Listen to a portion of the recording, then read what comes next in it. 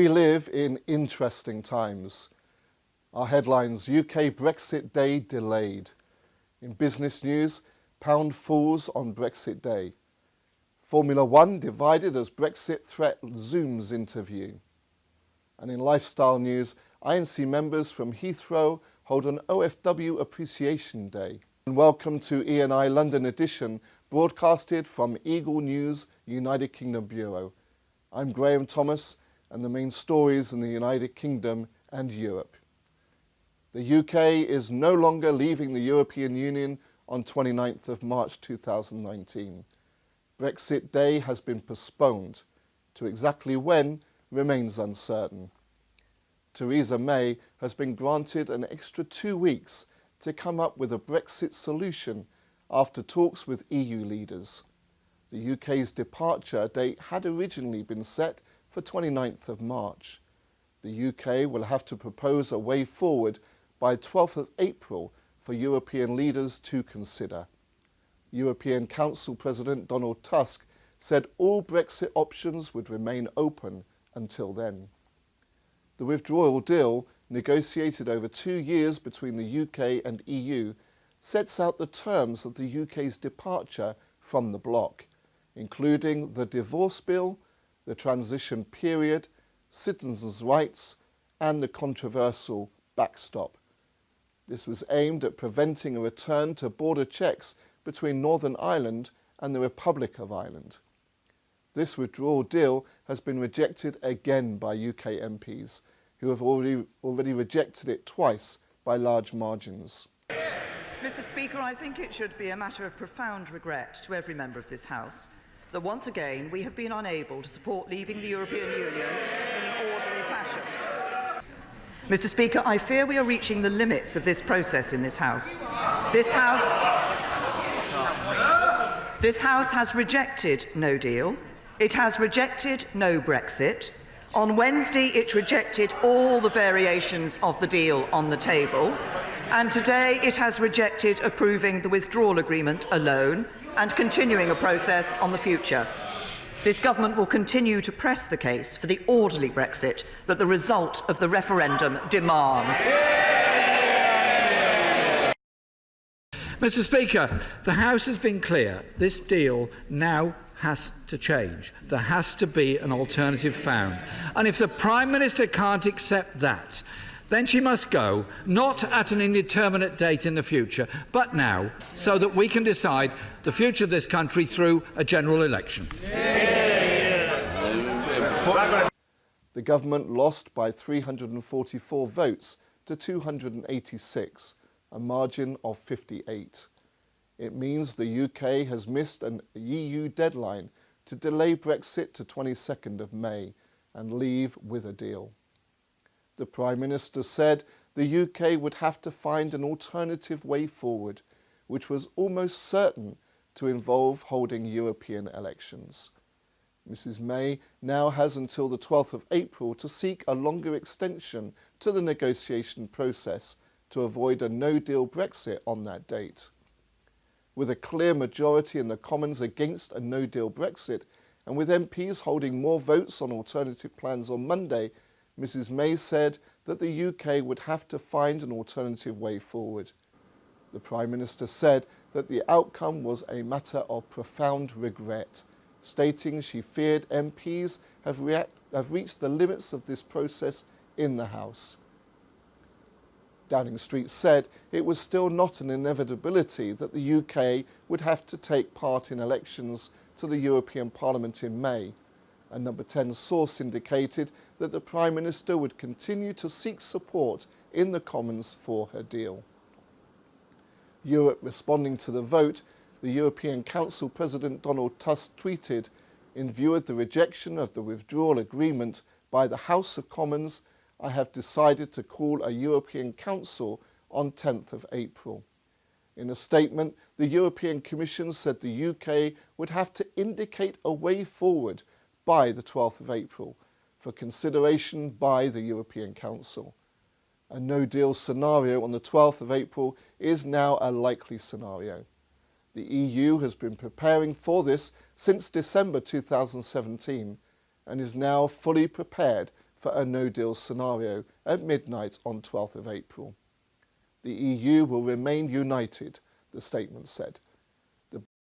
You cannot betray the 6 million people who signed the petition to revoke Article 50, the 1 million people who marched for a people's vote, or the increasing majority of people who want to remain in the European Union.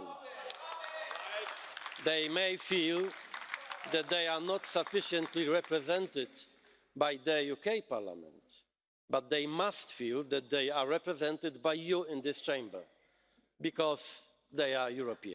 The EU has set a deadline for April 12 for a decision, with two likely options.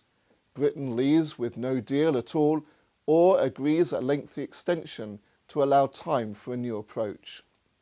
Prime Minister May has said it would be unacceptable to ask voters to take part in forthcoming European Parliament elections 3 years after they voted in a 2016 referendum to leave the EU. But while no deal remains the default legal option, MPs have repeatedly voted against this, fearing catastrophe if Britain severs ties with its closest trading partner with no plan in place. The failure by Parliament to agree the terms of its exit from the European Union has left Britain in limbo, with business leaders and trade unions warning of a national emergency. Voters are divided, many of them anxious and angry, and May blames MPs. But they in turn accuse her of refusing to countenance any alternative to her unpopular deal. She is frankly unable to govern, opposition Labour leader Jeremy Corbyn said, urging her either to listen and change course or to go. Tired of waiting, MPs this week gave themselves unprecedented powers to vote on a range of options for Britain's future relationship with the EU. The risk that MPs decide to agree closer ties to the EU or even stop it altogether has focused the minds of some Brexit supporters who reluctantly agreed to back May's deal. Her offer on Wednesday to quit if it passes also helped persuade some of her staunchest critics, including Foreign Minister Boris Johnson. But others refused, including May's Northern Irish allies, the Democratic Union Party, which says planned arrangements for the Irish border after Brexit are unacceptable. Prime Minister May's offer to quit fired the starting gun on an informal race for the leadership of the Conservative Party. Her resignation was dependent on getting the divorce deal passed, and she might try one last time to get her deal through. Getting another vote on a deal would be tricky, as Parliament Speaker John Bercow has already warned he will not let her bring the same deal back again and again. There is growing speculation, is also growing that the only way out of the impasse is a snap election. In business news, the pound fell Friday after Britain's Parliament again rejected a proposed deal to withdraw from the European Union. Sterling had been mostly stronger against both the dollar and the euro in the run-up to the vote, but then fell to its lowest point against the greenback in more than 2 weeks within moments of the count. The pivotal vote came on the day Britain was supposed to leave the European Union, until May asked the bloc's leaders last week for a little more time. Stock markets, including London, meanwhile rallied, with investors looking past a downgrade of US growth to focus on the next round of top-level China-US trade talks. The pound slides as British Prime Minister Theresa May's withdrawal deal is rejected by Parliament for a third time. Analysts reflect the market sentiment surrounding the possibility of a no-deal Brexit. The EU Commission seemed to agree, saying after the vote that a no-deal Brexit was now a likely scenario. Positive side, right? Whether it means a customs union, whether it means, Theresa May's deal, whether it means an extension, they would all be positive for the pound. I think the one big downside for the pound, for me, is a no-deal Brexit. Now, this decision today, this vote today, does raise the likeliness of that. And I think that whenever you've tracked the pound, it's always been reflecting the sort of market sentiment surrounding the possibility of a no-deal Brexit. And I think today's move really does reflect that. Yeah, I think this has set a precedent, quite frankly, because, I think prior to this vote, people were thinking that, there's always a chance for another one and another one. But I think the fact that we haven't got anywhere near seeing Theresa May's deal actually win, now people are starting to realise that, the ball is now in the court of the EU. It's really down to them whether they choose to extend or not, and it means that it only takes one country to veto that to see us potentially crash out from the European Union. I think every single day you're hearing so many different pieces of news, and I think when you have such heightened volatility in the markets, but also volatility in terms of the unpredictability of the nature of these announcements, you generally see people actually only really react to the really big news. So you're seeing this reaction today. You did see one sort of big spike in terms of the pound earlier when we heard Dominic Raab was saying that he was going to vote for the deal. But by and large, it's almost like people are becoming a little bit desensitized to anything but the huge announcements.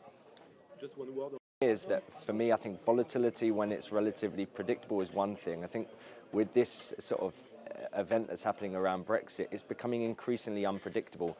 And I think people don't necessarily like that unpredictability. So certainly you will see a lot of people that are really interested in getting in on this volatile market. But at the same time, it's also going to chase away as many people into markets that they probably feel like they might understand a little bit better and that seem a little bit more predictable.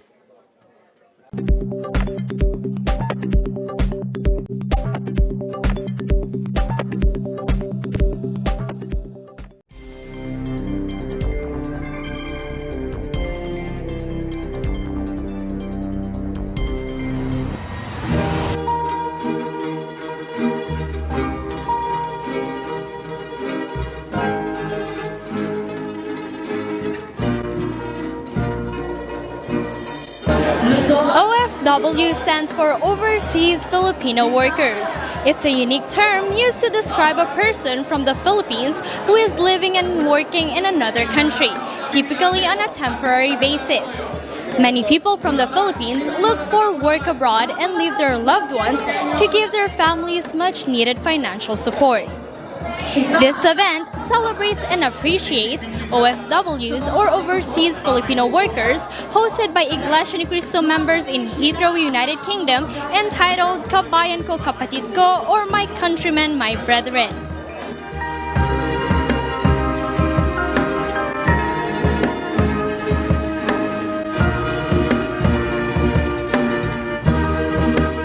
Kathleen Eusebio, and she is one of the organizers of this event, which is OFW Appreciation Day. Hello, Kathleen. Hi, Erica. How are you? I'm all good. How about you? Good. I'm good.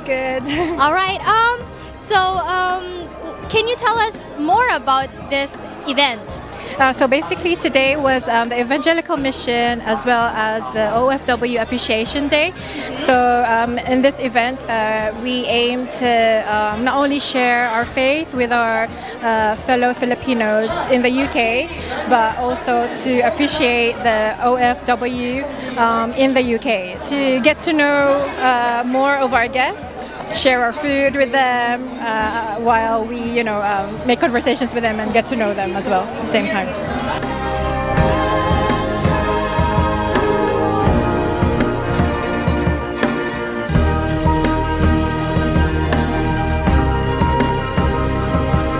And what is the aim of the OFW Appreciation Day? It's basically to appreciate all the hard work and the sacrifices that all the OFW friends and loved ones that we have. And I'm sure for many years that they have been in the UK, it hasn't been easy for them. Being away from their family, it's just right and proper to acknowledge everything that they have done for the country as well, for the Philippines. I am the labor attaché. Part of our job is, of course, educating our Filipino workers. I'm so thankful to Iglesia ni Cristo for inviting our Philippine embassy here. My name is Sarah Ecott. I'm a guest at the church today. It's my second time coming. I really like this event. I found it really, really interesting, and I strongly agree with everything they say. Honestly, it's been definitely an eventful day, and I obviously learned so much from this. Yeah, I really love it. I think my favourite part is just the environment and how like friendly everybody is, and how if you're having a bad time, you could obviously come to anyone and you just feel, supported and everything. I really enjoyed it. Yeah. And of course, I enjoyed the most seeing a lot of our kababayan here. This is the first OFW day here, and we are proud to be a part of it. In fact, I was looking around and also meeting a lot of our kababayan here, and we are enjoying also the food that they have prepared for us. And I think this activity, the appreciation for OFW, is very relevant. And because, we have to recognize our Filipinos who have been doing a lot for our country. From the sights and sounds of Filipino culture brought to life in this exciting event, the INC members in Heathrow, United Kingdom have made a special effort to appreciate the hardworking OFWs and introduce all to the Iglesia ni Cristo. Reporting for EBC United Kingdom, I am Erica Celestino and I am 1 with 25.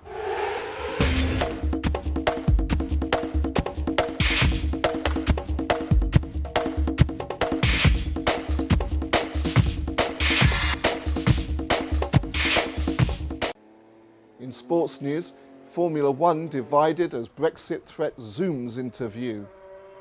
The new Formula One season is underway, but the action on the track is being overshadowed by concerns over the implications of Brexit, with so many teams calling Britain home. 7 of the 10 Formula One teams are based in Britain, and there are 9 European races this season, making the nation's impending departure from the European Union an unwanted headache, even for such a globalised sport. Several teams have warned that Britain's departure from the EU, especially if it comes without a withdrawal agreement, will create logistical nightmares for an industry that relies on international staff and specialised goods moving around. But opinions on the likely input of Brexit differ sharply. Mercedes team principal Toto Wolff has warning a no-deal divorce could cause the mother of all messes. Mercedes, based in Northamptonshire in south-central England, have won the past 5 Drivers' and Constructors' Championships, with British driver Lewis Hamilton winning 4 of them. Visas and right-to-work concerns were also high on Wolff's worry list, thanks to the 26 nationalities who work for the team. David Richards, the chairman of Motorsport UK, British racing governing body, voiced fears that last month that Mercedes might have to consider their future in Formula One in the event of a no-deal Brexit. McLaren, Williams, Renault, Racing Point and Red Bull are also based in Britain, while Haas have a base in England, as well as their headquarters in the United States. Formula One team directors acknowledge there are issues, but don't think any of them are insurmountable. These have been our top stories this week. From our London studio, I'm Graham Thomas reporting for Eagle News International, and I am 1 with 25.